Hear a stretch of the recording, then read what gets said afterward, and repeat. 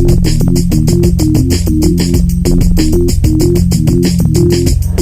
you everybody for being here today to discuss what's going on in Wauconda. I'm Nick Gaudi, the co-founder and director of Community and Government Relations with Open Local Illinois. We're a small nonprofit that's been in operation for just a little over a year and a half now. And we're made up of all volunteers. None of us do this full time. It's all part of our passion and desire to bring about more transparent government and to educate residents about the practices of their local government and being engaged in their local government process. So this is basically this is a blurb about what we do and who we are as an organization. I know some of you are already quite familiar with the work that we've done. So, in the beginning, we started working with Civic Lab, which is a Chicago-based organization that was focusing on TIF district transparency and the finances surrounding TIF districts.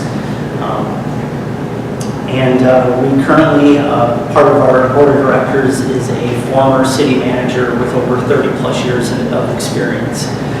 So he's a great resource for our organization to have.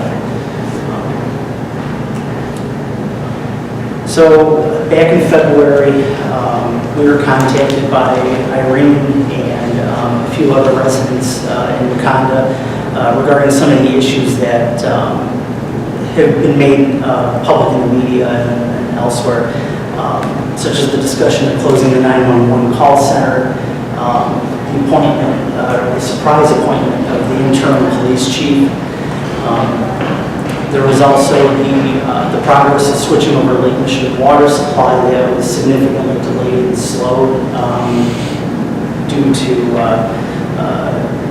the changing of the mayor. It's been made public through online public meetings, and even it's been posted online where the mayor has made statements to the effect that he has the ability to set the agenda for the board. Also, something that we found quite disturbing was the lack of closed meeting minutes being released. There was a significant delay of those, and also through the course of our research, we found out that, and one of the residents also picked up on this as well, is that the board meeting minutes were, in some cases, significantly out of date. That they were missing from the village website, and by statute, the village should have had those posted. So I'm going to kind of talk about some of the underlying causes that we found when we did our research. The primary focus of our research focused on the government structure and the lack of just general transparency with the local government. And so after our initial discussions with the residents, we advised the residents to file a Freedom of Information Act or a FOIA request with the village to obtain the closed meeting minutes. Because a lot of times what was taking place is that you'd find conversations, more hearsay, conversations of, well, are they available or are they not? So in order to get the village on the record, we advised the residents to actually file a FOIA request to determine once and for all, are the minutes available? To which we found out that they were not. We did find out after the course, during our research, that after the FOIA request was filed, the village then began a serious process of going through and releasing the closed meeting minutes, the ones that were made available and not deemed to be deemed to be worthy of still keeping under in closed session. We also one of the instances that were brought up in our beginning conversations had to do with a meeting at the beginning of February, I believe it was. Discussions of the 911 call center were quite heated in the community. So there was a particular meeting that a lot of residents were expected to attend. It was documented in the media that the high school was set up to hold the meeting. The village made the choice to hold the meeting at Village Hall.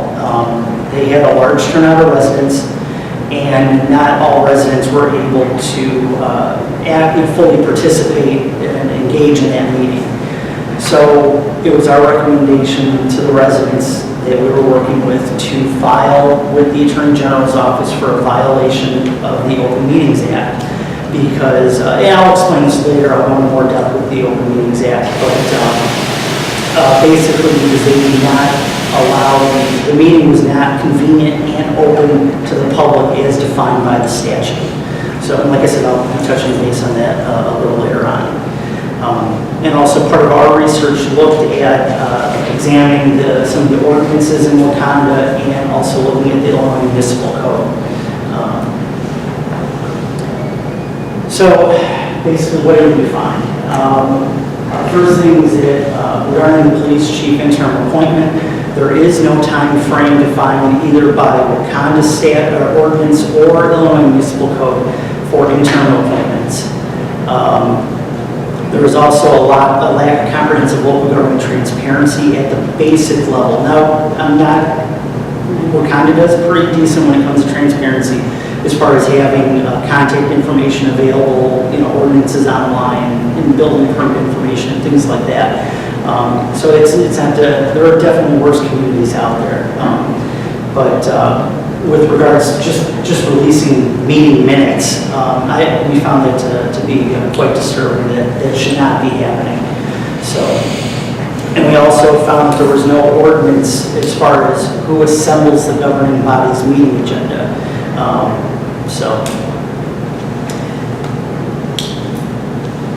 And so the first thing I want to talk about is the interim appointment time frame issue. Let's see here. The first thing I want to touch on is that having a time frame for an interim appointment is what we consider to be an essential check against the check and balance against the power granted to the mayor. We don't dispute that he has the ability to appoint an interim. When the need arises, it's perfectly within his ability and should be within his ability. But the interim should not have he should not be able to appoint an interim for what essentially would be the remainder of his term in office. We also, to kind of back up what we were reading and what we were understanding in our research, we reached out to our friends at the Citizens Advocacy Center, which is a great group of community lawyers, to kind of assess what our thoughts were. And they did confirm that the Illinois Municipal Code, in this particular instance, acts as a floor but not a ceiling. So the municipality does have the authority to create an ordinance, specifically a non-home rule municipality, has the ability to create an ordinance that would govern if it's a 30-day appointment, a 90-day, a 6-month, whatever the case might be. And we also we were looking at some other communities in the area for reference. As of to date, we have not found a municipal ordinance that discusses interim appointments, but yet that research is still ongoing. So let's see. So looking specifically at the beautiful Illinois Municipal Code. I'm not going to read all of it, of course, but the primary one that we want to look at is the bottom one, where it says the mayor or president of the municipality may appoint a temporary successor to the officer. So in the case of the police chief, he vacated the position. For whatever reason that was, he vacated the position. In that instance, the mayor does have the authority under Illinois statute to appoint a successor as a temporary appointment. However, if you also notice within the statute, the law does not define what temporary is, which leaves it open to debate and discussion. Another part, if you dig closer into the Illinois Municipal Code, you'll see when it comes to the police and fire commissions, normally they do have the right to appoint unless the municipality by ordinance states otherwise. In this case, as you'll see in the next slide here, going into the Village of Wauconda ordinance, Chapter 33, where it talks about the police chief can be appointed by the president with the advice and consent of the Board of Trustees. So as you can see clearly, Wauconda does have an ordinance that states that the mayor does have the authority to appoint with consent of the board, of course. Okay, so now I want to talk about comprehensive transparency. It's our thought process that the transparency ordinance will be a good step for the community to take. This would be a good safety net and a check and balance against the elected officials for the residents, for not only the current administration but future administrations. We're looking at the Village of Lombard, which has probably the toughest local government transparency ordinance in the state. They've been recognized widely in the media for their efforts, and also by the Illinois Policy Institute, which was doing research on local government transparency through their government transparency checklist. They think very highly of Lombard as well for their ordinance. We also would like to see the village and have the residents keep an eye on open data standards. And I could do there's a whole presentation to be done on open data, but basically what it is having the raw financial figures, the raw crime statistics, and that particular data sets available for people who have programming knowledge to come in, such as Code for America. They're a great organization doing work with all sorts of municipalities across the country, where they're actually taking raw data, not something they find on a PDF or something like that, but the actual figures themselves, the raw numbers, and turning those into usable applications, whether on your mobile device or even just on a website that you can go to. And you can manipulate the data so you can see what the financials, you can see from year to year what the financials are doing, and you can see it in a nice graphical format. So you don't have to be an accountant to understand it, but it makes it more accessible, and allows you to ask the good questions of your elected officials. So kind of, we're looking at what should a transparency ordinance contain. The one thing that we want to look at is elected and administrative officials. Now, Wauconda does have this information online, so you do have the ability to get contact information for your village trustees, your mayor, the village manager, and I believe the department heads even are online. I believe they even have contact information for them. Also the meeting information, which Wauconda does a great job with as well. But we would like to see the meeting minutes and board packets and that kind of information. We'd like to see that online for about 5 years. It gives people plenty of time. So you can go look back at what previous administrations have done. Just general information, I think it would be good for the residents to have. Let's see.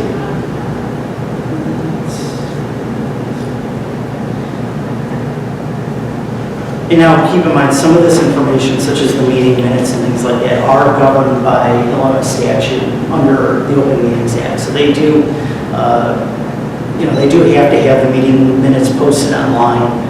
I believe it's for 60 days that they're mandated to have them up there. So some of this is a little bit overlapping, but with some of these recommendations, it takes it a step further. So it's not just the minimum, it's going to be above and beyond what Illinois requires you to have. So, now for regards to public records, the state law, like I said, already does require any local government that maintains a website to post the FOIA officer and the process for filing a FOIA request on their website. And then also with regards to village budgets, I believe Wauconda may only have, might be mistaken, but I believe they only have one year's worth of budget information, might be two. But we'd like to see them actually go to the current year and the prior 4 years. And this allows residents to actually take a look at how the, how do I phrase that?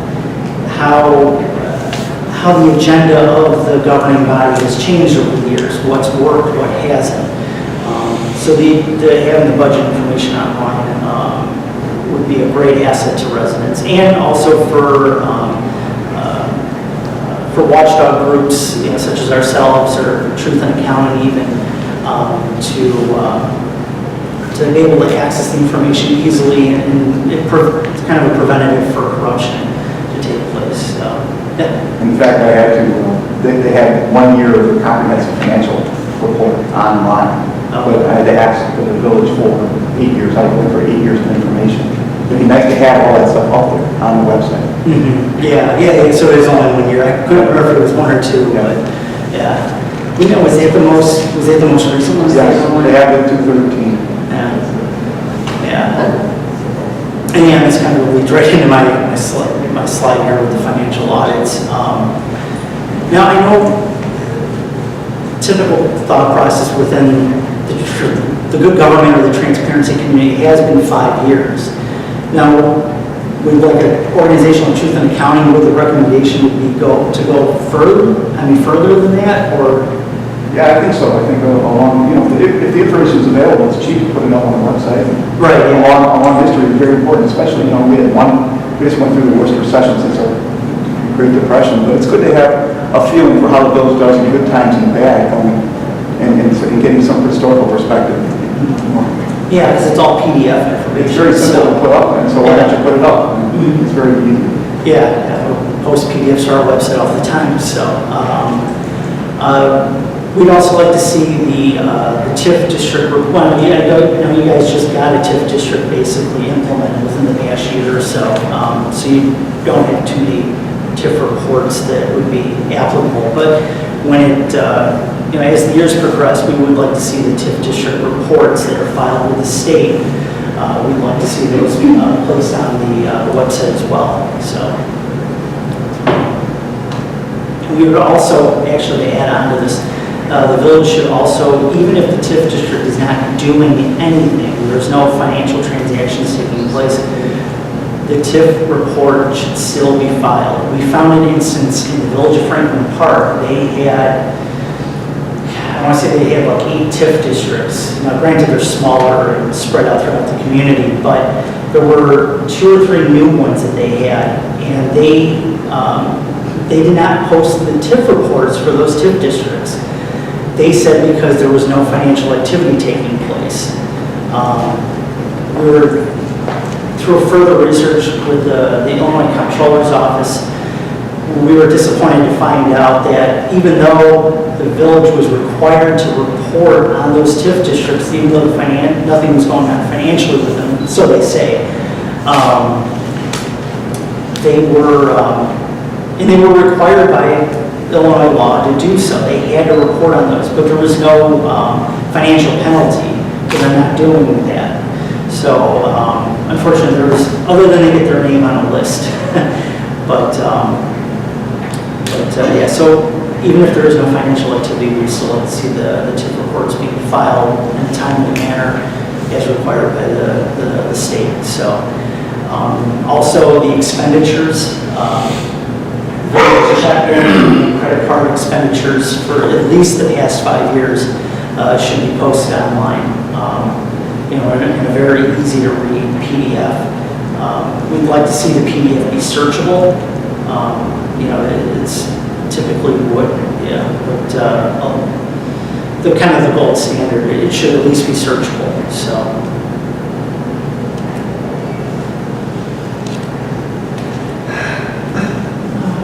Okay, so talking about the salaries and benefits. It's often the largest expenditure of tax dollars. So it's basic information that the village should post the salaries and benefits of the elected officials and the hired employees. So not the private salary and benefits of the elected officials, but what they receive through their service to the community. So also with regards to contracts, we would also like to see those posted online as it's kind of the best deterrent as we see it for deterring corruption and other back office dealings that can sometimes take place when it comes to bidding for projects and things of that nature. So.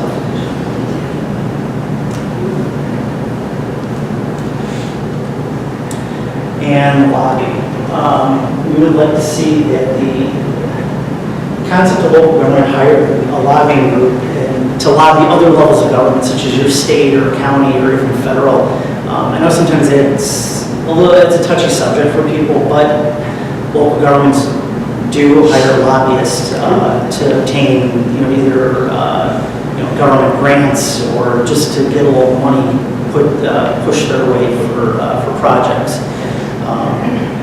And since sometimes it can be a significant amount of money that's being spent, we would also like to see the contracts for the lobbying firms or organizations that the municipality works with posted online, and also for at least a 5-year period, if not more.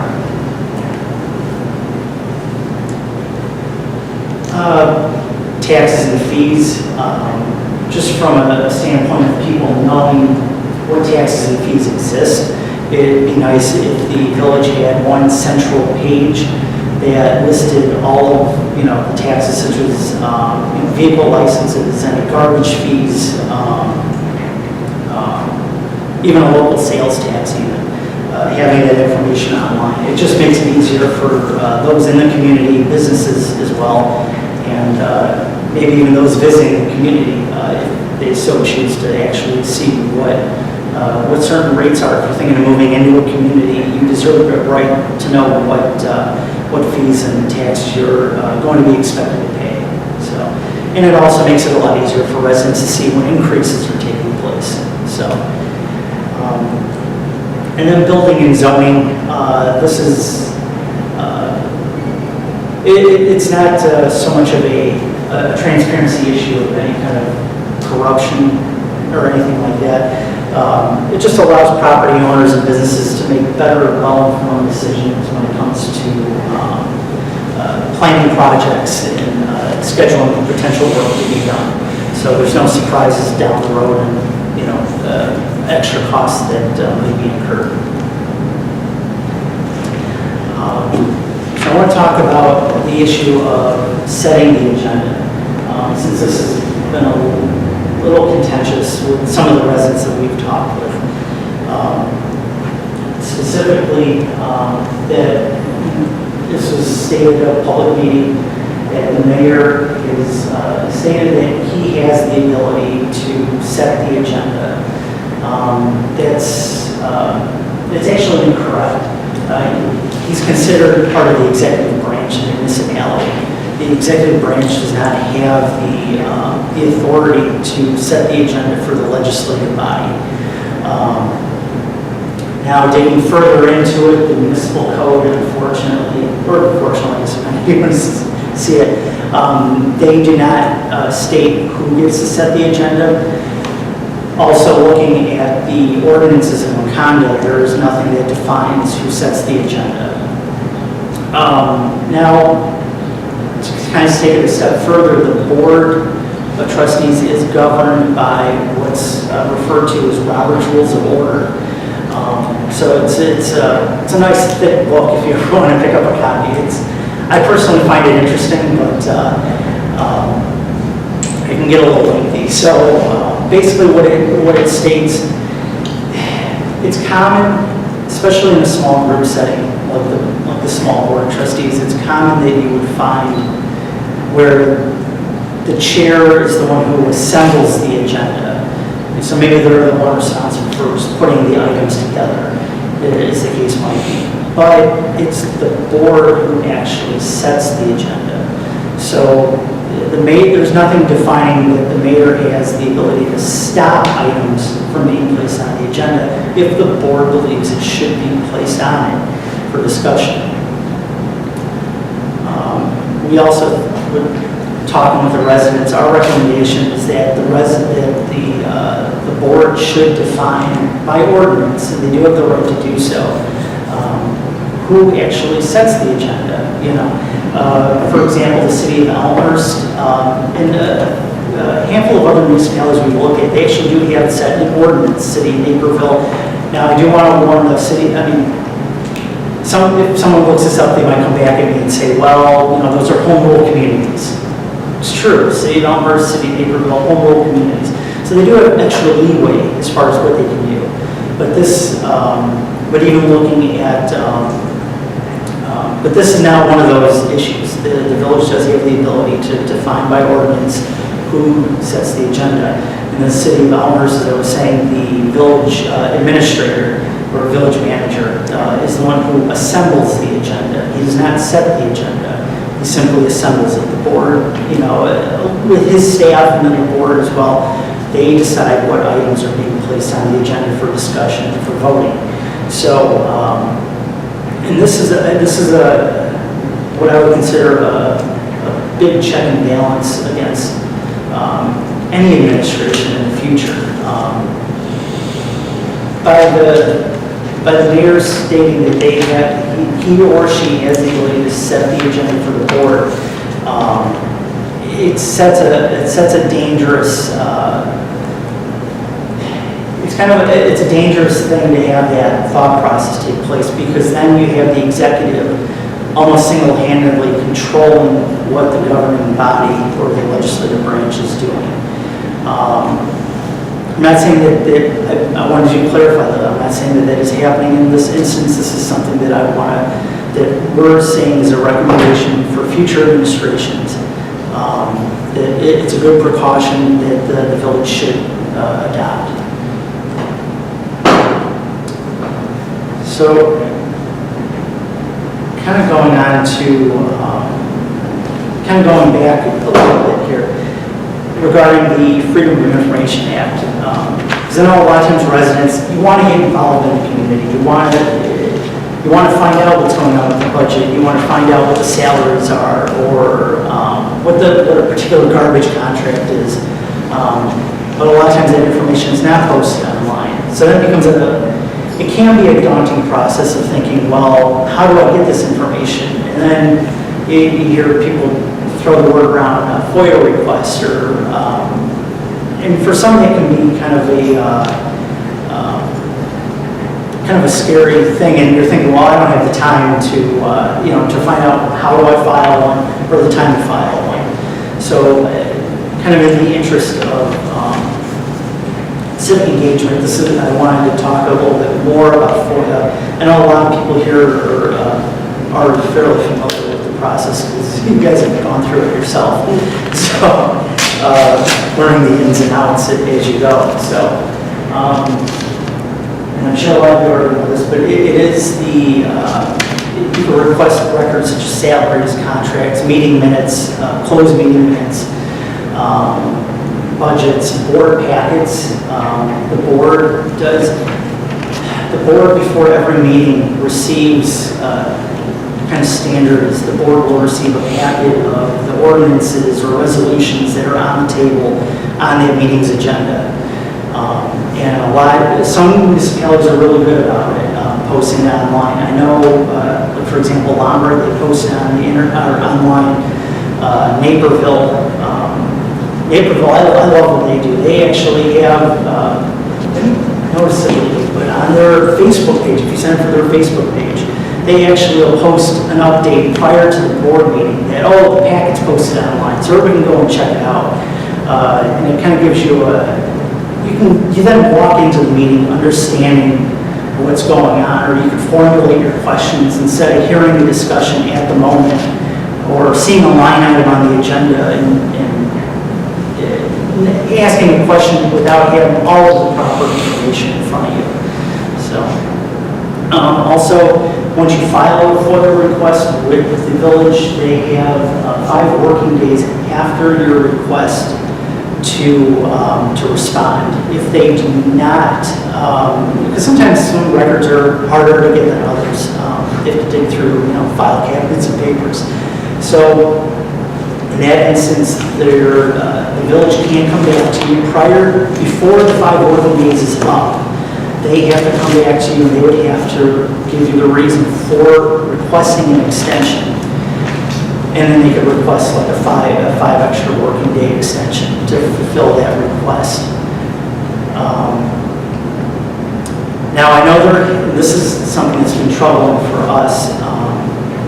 Talking with residents, we found out there's been instances specifically regarding, for one example, specifically regarding the closed meeting minutes. A FOIA request was filed back in, I want to say March, I think it was the beginning of March or at the very end of February, and it went beyond the 5 working days, and then it kind of just fell off the table, and the board started working. You can see in the meeting agendas, they started working on the closed meeting minutes, but there was no response given on the FOIA request. Essentially, what ends up happening is that if they go beyond the 5 days, if they don't respond to you, it's automatically determined to be a denial of your request. So without them giving a reason for that denial, the recommendation is that the automatic recommendation would be to go to the Attorney General's office and tell them, you file, it's just a simple form, you just file with the Attorney General, just say, the day that you file your request, and you fill in all the pertinent information, they didn't reply to you, and provide their supporting documentation.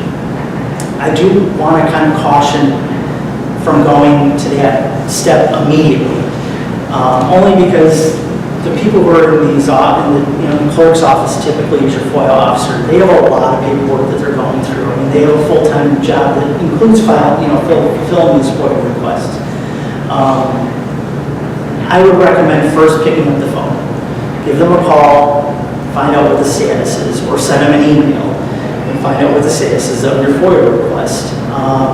Sometimes it could just be a slip up. I mean, there could be instances where the governing body, the administration, for whatever reason, is hesitant to provide you with a particular document.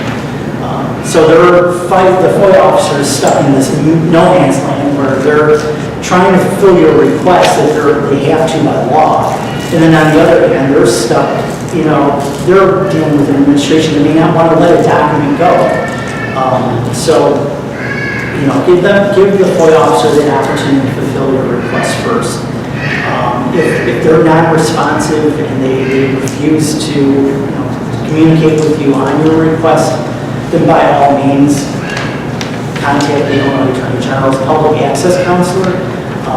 It's very easy to find off of their webpage, and they give you, it's just a very simple form, and they'll help you. They have a FOIA hotline, so if you're unsure, should I file, should I not, you can pick up the phone and give them a call. And I've talked to them many times. They're more than willing to talk with you and help you, and give you recommendations on how you might want to, even possibly how you can solve a particular problem before you even have to file with the Attorney General for a review of your information at request. So, kind of the next topic I want to talk about, and this is something I was touching on earlier with regards to the Open Meetings Act.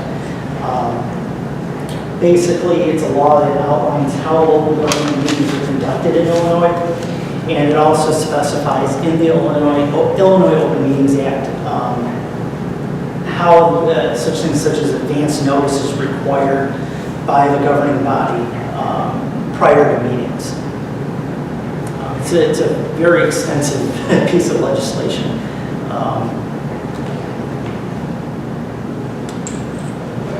So one thing, the first thing I want to touch on is that the public body, once they cannot, the agenda must be posted prior to the meeting.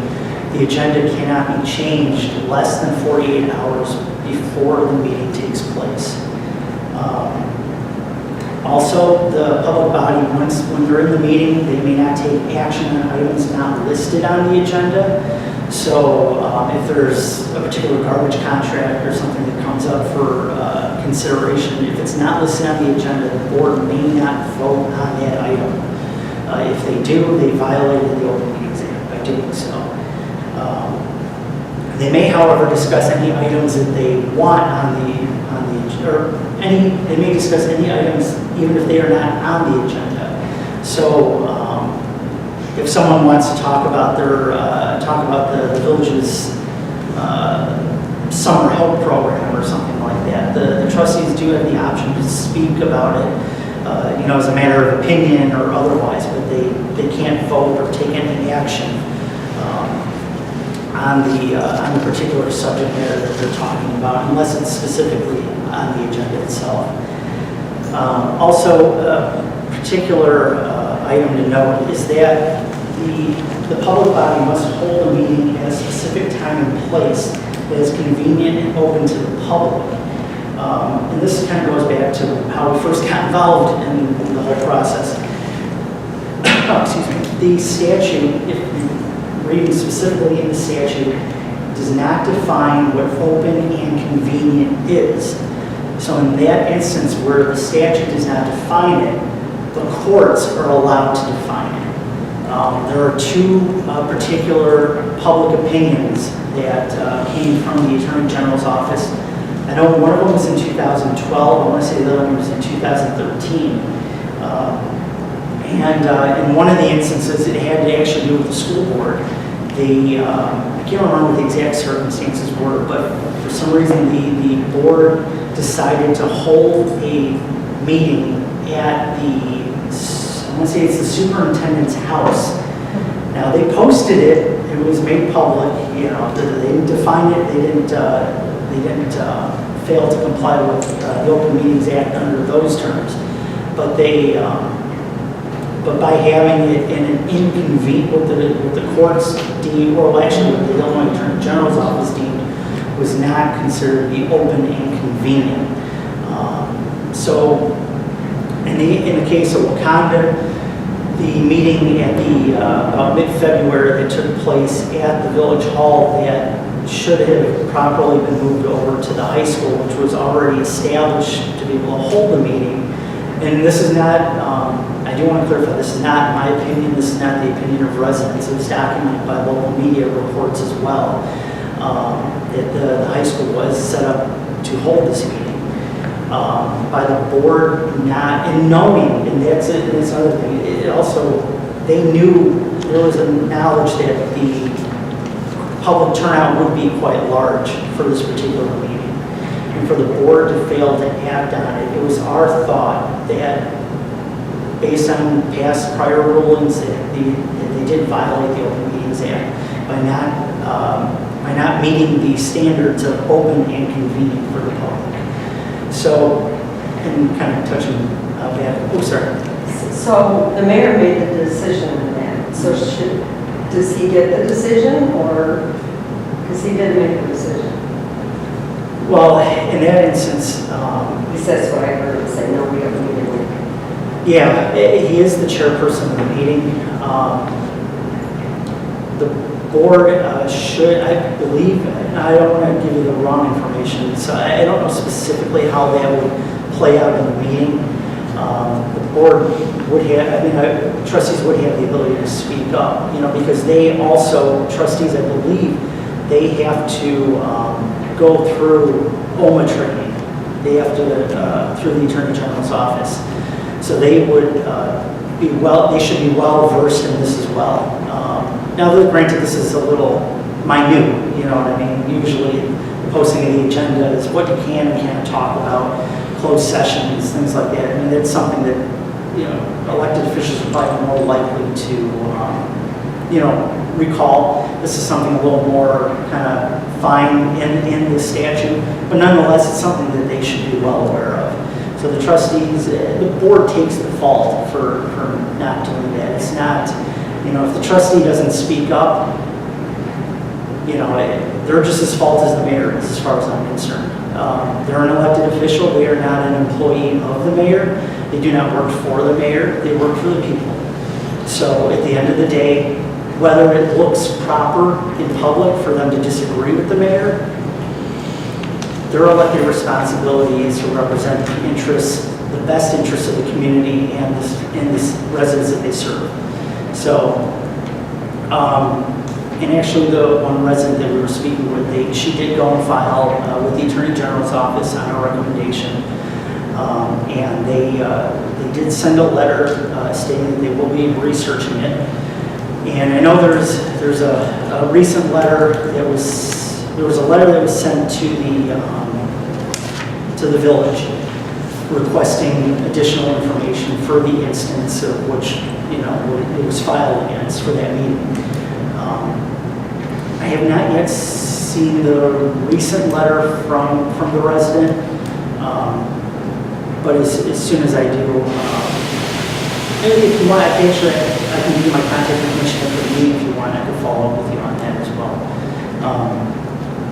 So I know the Attorney General's office is researching that particular case, and we expect them to find in favor of the residents and actually to make a binding opinion against the village for violating the Open Meetings Act. So. What is then maybe you're going to get into it now, what's the consequence? There is civil action to be taken. More or less what will end up happening is the Attorney General's office is not going to do anything. It's, I know there are, I don't want to give you, because it's very specific in what the statute defines that can be done. But in most cases, from my conversations with the Attorney General and also some of the sessions I've been to where the Attorney General has had representatives speaking, they don't take action like civil or otherwise against the municipality unless it's an egregious act, basically, or you have instances where they're just continuously violating the Open Meetings Act and they just don't care what the statute says. Then they'll take the appropriate steps. But even just speaking with them, they said that it's rare that they'll actually take a court action against them. But there will be like a public acknowledgement of it. Mm-hmm. There definitely will be. There's whether it's a binding, now I believe the statute says once the Attorney General collects their Public Access Council, I should say, collects the information on the violation, then I believe it's a 60-day process that they have to make a determination. If they do it within, and I'm going to look this up after me because I don't want to give you the wrong time frame, but I believe it is 60 days. If it's after the 60 days and they can still make their determination outside the 60 days. If it's inside 60 days, it's a binding opinion. In other words, they have to abide by that opinion. So if the instance ever came up again, the village would certainly have to move that meeting. If it's after that 60-day time frame, it's not a binding opinion, not a legally binding opinion, but it is something that the village should definitely take notice of. And not only that, the opinions are posted online and they're publicly available. So it's, in one sense, it's an embarrassment to the board to have had that happen. So there's no easy way of putting it. But just a comment. Yeah. The fire marshal has posted on there, and usually every, like right here, maximum capacity. And if the village hall states that they have an occupancy of 118 people, and say there's 84 people in the meeting room, and the ones that are in the foyer, the entryway, decide that they don't want to come in, because there's not enough seating. Right, yeah. I mean, they could come and stand along the walls and this and that. Is that then in violation? I would say no. I mean, off the top of my head, I would say no, because, I mean, there is an opportunity for residents to be in the meeting itself. Albeit cramped. Yeah, that's something I would actually do for. Well, here's the thing now, and just from my perspective, I'm retired firefighter. And I did work in a bureau, and I personally did square footage. I know what what it is for just seating, how many square feet are allowed per person. If you have a table and chair, it's of course more. So just by my rough figures, and this is something that's going to be addressed. We have a new fire marshal. The old one retired, and I'm going to meet with him and to go over it. On my calculations, instead of 118, occupancy for that room should be, I think, 84. Okay. And that's something we have to address. Now, do we even have 84 chairs? I don't think so. Yeah. In that particular instance, I mean, I would leave that up, because I personally don't know the exact case law as far as behind those particular public opinions or the binding opinions made by the AG. I would leave that up to them to determine, but it should still be, the meeting should still be held in a location where, where people can, hear properly what's going on. They can actively, participate by going, up to the microphone or whatever the case might be.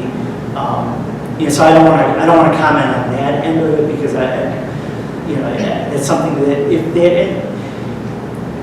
that instance did occur, I would leave it up to the AG to determine how they want to define that. And I think there's several things that are involved here. You brought up about being able to hear, and it has been addressed. A new speaker system, new sound system for the meeting room itself. From what I understand, that's been addressed. Do I sound like a resident? So these are things that will work, and it is a learning experience. And from the past, I believe, you can see the attendance at a meeting would maybe on the average over a year would be maybe 4 to 6 per meeting. Oh yeah, that's the standard that you'll see. Right, and now they're a little more well attended. So these are things that come up that are being addressed. Is the occupancy for that room or for the whole building? For that room. 116? 118, I believe. Or 18 in that room? If you take, just for chairs, you're allowed 7 square feet per person. If you get tables and chairs, it's 15 square feet per person. So I did a rough figure just counting ceiling tiles, or 2-foot tiles, you need a rough, and that's gross square footage. Now you have to go by net square footage, because you have to have aisleways. You can't have chairs from wall to wall. There's going to be rest for people to get out and that. And the podium, I think, takes up a lot. See, that's another thing. That's what I'm saying, the usable square footage. Not the podium, or what, the side tables, where the people sit, where the board sits. where the director sits. I don't count up on the days. Yeah. Where those 2 tables, those were figured into the underneath table, whatever. They I don't know. It's like a lot of Oh, it is. because, you could go into an entire restaurant and they don't. Yeah. So it's being addressed. And on that particular meeting, another problem had been many people showed up at the high school, and then being the dead of winter and not being able to find parking either, we're not able to get into the village hall. Yeah, that's. Because they assumed it would be moved as fast as had. In fact, the attorney himself showed up at the high school. So our village attorney showed up at the high school, as did our videographer, and many people in cars that couldn't find parking. So. I know in the instances of residents assuming a meeting will be held based on, we think a lot of people will show up. I mean, that's not something that can be, addressed under that. But as far as if a room's in occupancy, it can hold X number of people, but it's not easy for people to be able to hear or participate in the meeting in any meaningful way. That's something that I definitely would leave up to the Attorney General to determine how they would consider that to be open and convenient based on the statute. You don't have to provide a seat for them, everybody? Nothing under the statute. Nothing I've been able to find in the Open Meetings Act where it says that a seat must be provided. It's just defines it must be open and convenient. So Sitting on the floor is not going to be. right. So that's standing is 3 square. But if they went that way, I have no check. so based on the information we had and the reports that we were reading, we think that the AG will rule in favor of that. It was not considered open and convenient, especially, and this is something that gets into some of the binding opinions, particularly with the school board meeting, that there was an alternate location. I believe they stated there was an alternate location that could be used. I think it was local library, I think they were stating. So, in a binding opinion that was made back in 2012, I think they said that a library could have been used in the event, but, or in this case, the high school for Wauconda. But we're waiting to see what the Attorney General will come back with on that instance. So it should be pretty interesting. Kind of going deeper into the Open Meetings Act regarding closed session, the public body may not take final action in closed session, which I think residents, you guys kind of experienced this not too long ago with regards to the closed meeting minutes. There were meeting minutes that were released to the public. The board came out of closed session to take action to approve those minutes to be put in the public record. So, and also, some of the residents I spoke with, I know they posted them online, but we also posted them on our website.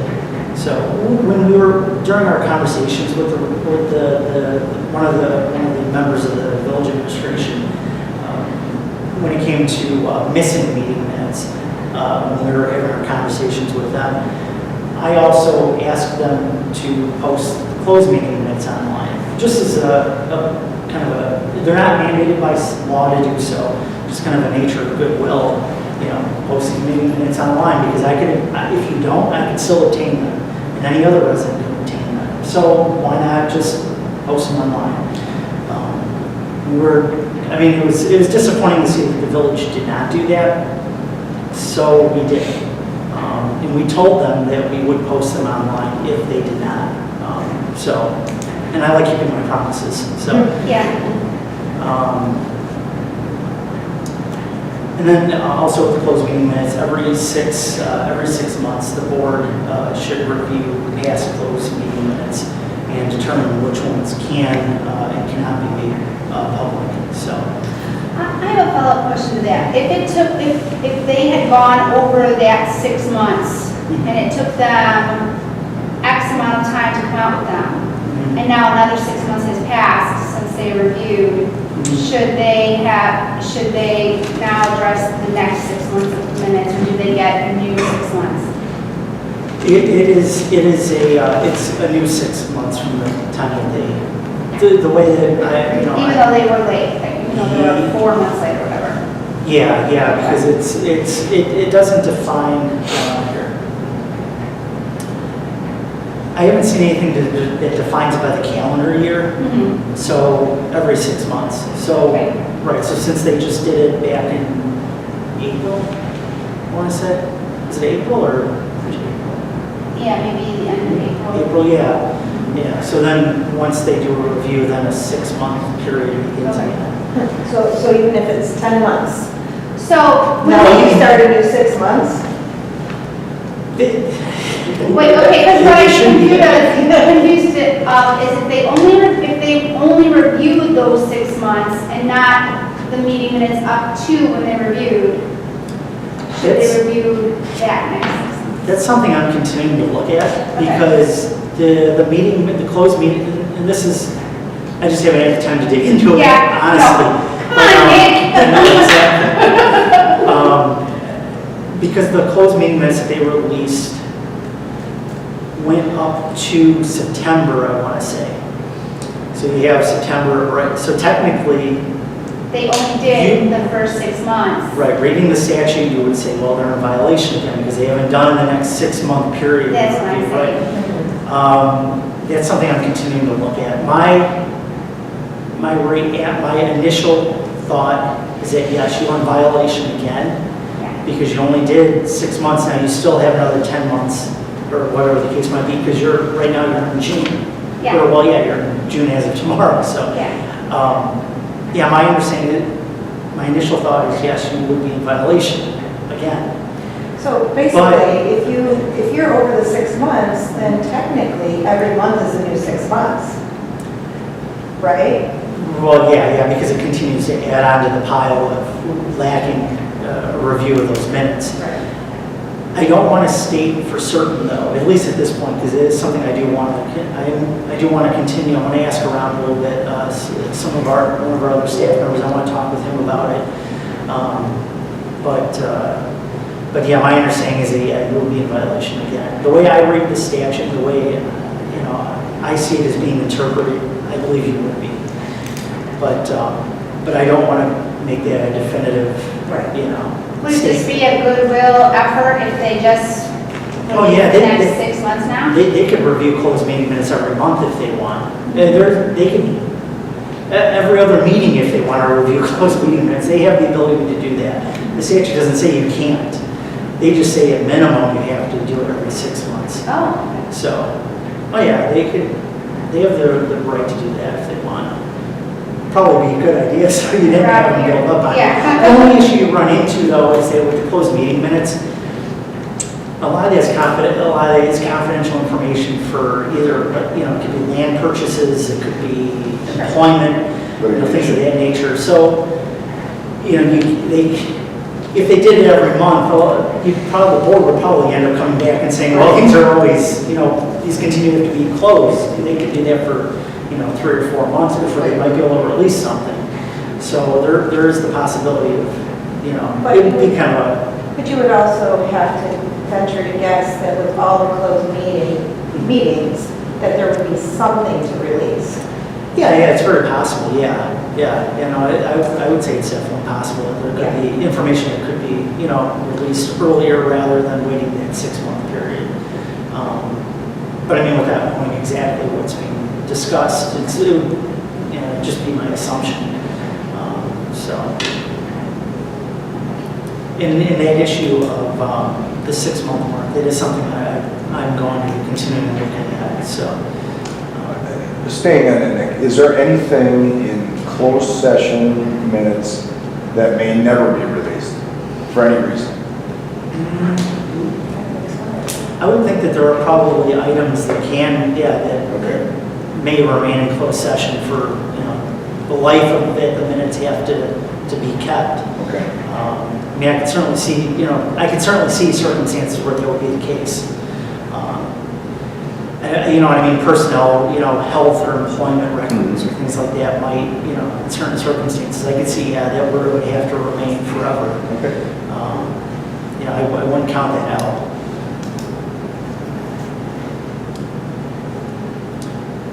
And this is also something where if someone believes, and this happened in Elmhurst maybe 6 months ago.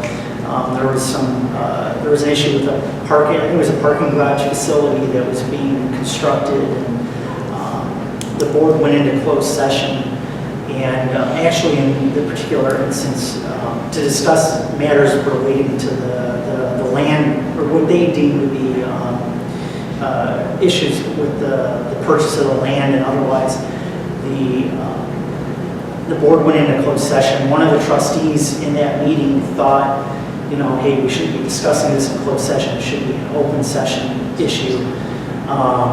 And the trustee then reached out to a government watchdog group and said, this has been going on. I don't think this is right. And then they filed with the Attorney General's office against the board that it should be that the discussion should be taking place in open session. So there are instances of that, so that's something just to be aware of. So who makes the decision? What stays closed forever, or what gets released, or is it the attorney, advice of the attorney, or? Well, I know I'm certain the board would go with the advice of the attorney, because if they release confidential information that's not supposed to be public, that, there is a threat of lawsuits and stuff coming against the village for, I'm sure there would be a threat of lawsuit against them. But it's ultimately, it is the board's decision to make. Yeah, they're the ones that. You just advise us. Right, yeah, it is the board's decision. Can I ask a question on that too? So on the reverse side, like you're saying, there could be things that shouldn't be discussed in closed session. Right. Do you see that where that has been a problem taking place in towns where they can, that as a loophole, say, hey, it's a closed session item, we can't discuss it? Yeah, a lot of times, I don't know personally of any examples, at least at this point. I know there's, if there's an instance where a resident believes something, whether they find out through the grapevine or otherwise that something's being discussed, or there's an item on the agenda and it just doesn't, it's under closed session. Well, obviously, when you go to the closed session agendas, it's only the legal description. Right. But if there's a belief that something's being discussed in closed session that shouldn't, you can go to the Attorney General's office and ask them to, you can talk to them about it and ask them to review the issue. Because the Attorney General, now you won't get the meeting minutes, but the Attorney General's office can obtain those meeting minutes. So. Including the tape of the meeting minutes, am I right? I remember reading that, including the tape. Yeah. Taped. So the Attorney General would subpoena all of that and obtain it and review it. Yeah, the Public Access Council does have the right to obtain that information for review. They can come back and say, it's within the scope of the law, they're perfectly right, they're right to do so. And then there could be the instance where, no, you get your hands slapped because you shouldn't be talking about this in closed session. So.